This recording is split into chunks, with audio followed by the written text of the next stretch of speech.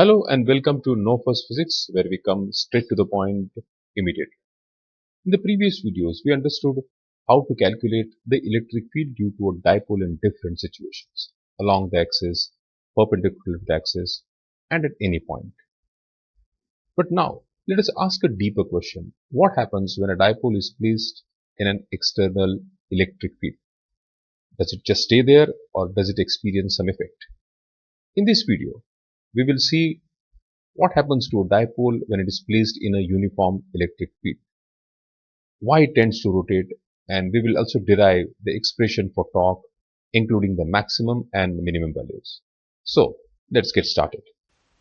In the previous videos, we studied about a dipole which creates an electric field.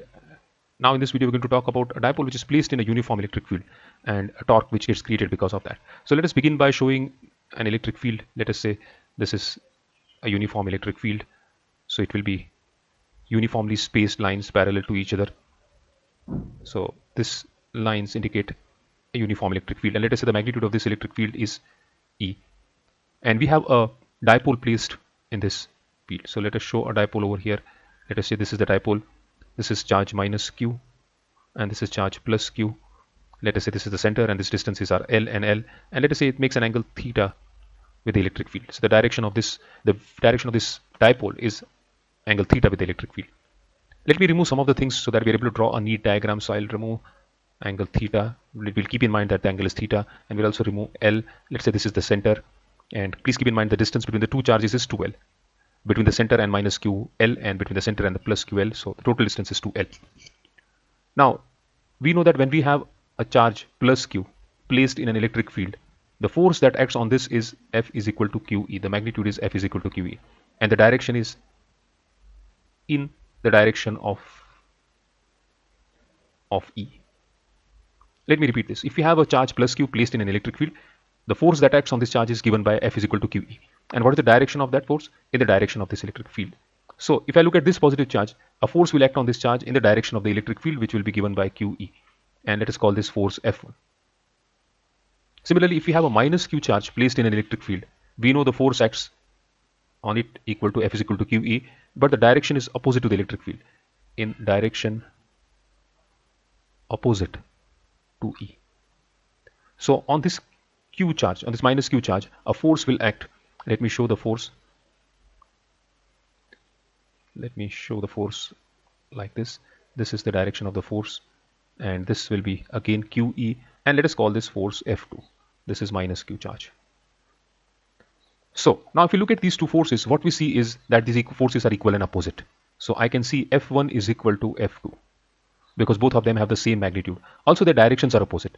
Therefore, I can say F net acting on this dipole is 0 because there are two forces acting. They are equal in magnitude and they are acting in opposite direction. So the net force acting on the dipole is 0. Please note that this F net is the net force acting on the dipole. But another important feature of these forces is that they are not acting along the same line. So let us revisit a concept which we studied earlier. That is the concept of torque. When does a torque act on an object? So if I have an object like this, and let us say it can rotate around this point. This is its axis of rotation. If I apply force on this F1 over here and F2 over here, these two forces will cancel out each other and there will be no torque acting on this because they are acting along the same line of action. They are acting along the same line of action. Therefore, they will just cancel out each other. The object will remain in equilibrium. But if I remove this particular force from here, and let us say this force acts over here. This is F2. This is F1. Now what we see is that their lines of action are different. This is acting along this line. This is acting along this line. Their lines of action are different and they are on either side of this axis of rotation. In this case, this force will apply force in this direction, so it will apply torque in this direction. This will apply force in this direction, and therefore there will be a clockwise torque acting on this object, and this object will start rotating around this axis like this. So it will start rotating in this because of the torque being applied. So when two forces act on an object on either side of the axis of rotation and they are not in the same line, they create torque.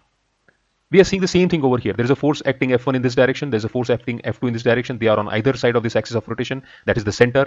So they will create they will apply a torque. The torque will be clockwise because of this force, and it will also be clockwise because of this force. So we see a clockwise torque acting on this object. Let us say the torque due to force F1 is tau 1, and torque due to the second force is tau 2. So the net torque is equal to tau 1 plus tau 2. Let me remove this. We don't need this now anymore. So this we don't need.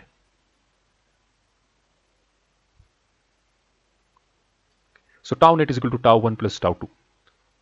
Now, if I rewrite over here, tau net is equal to tau 1 plus tau 2.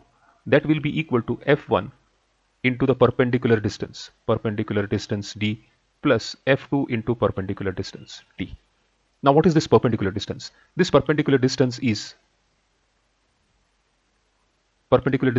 the distance between the force F1 and the axis of rotation.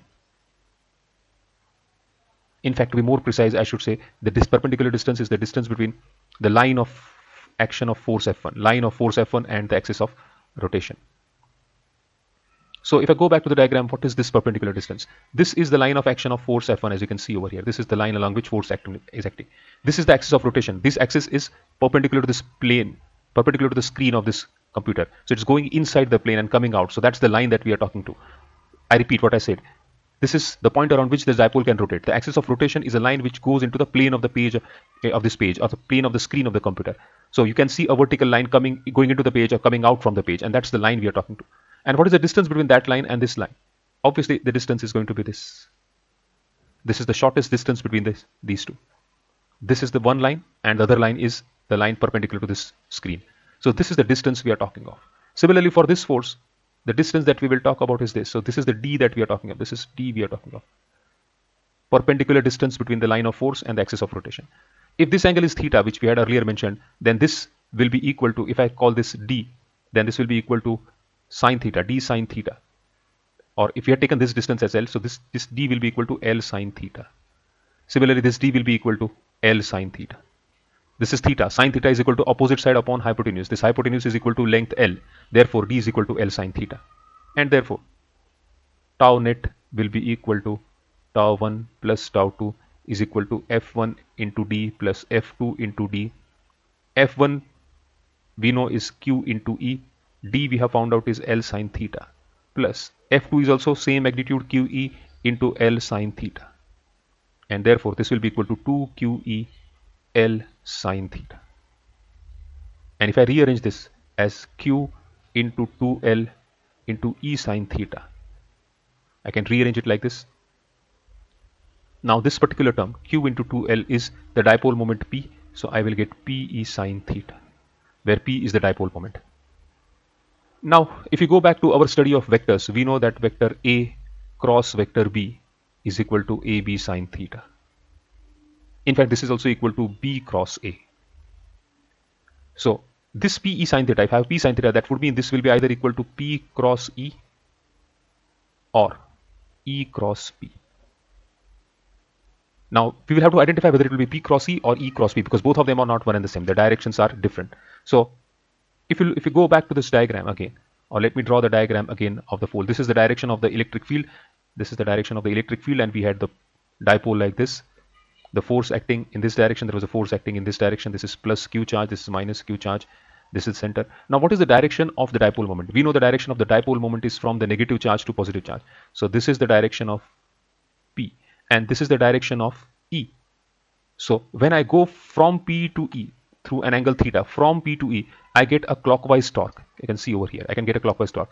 And in this case also, we have a clockwise torque. Therefore, we will go by P cross E, not E cross P.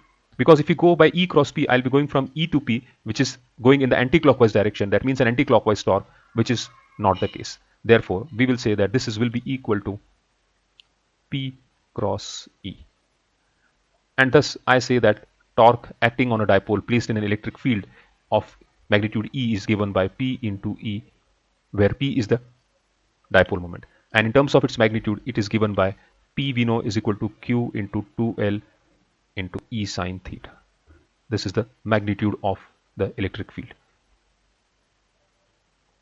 This is the magnitude of the torque I meant.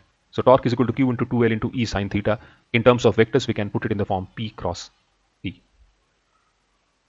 Right. Now we will discuss when do we get T max and when do we get T minimum. When do we get minimum torque?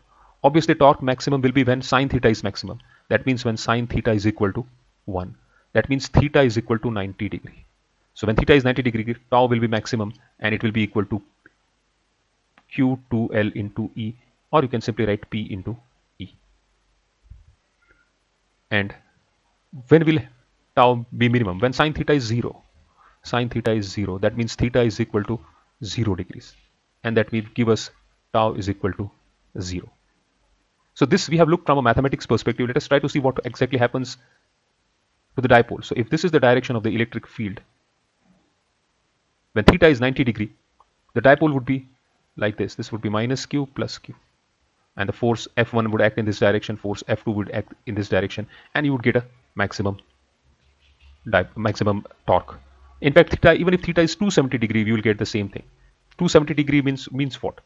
270 degree means if this is the direction of the electric field, they will turn through 180 degree. That means you will have this dipole over here. This will be minus q charge, this will be plus q charge.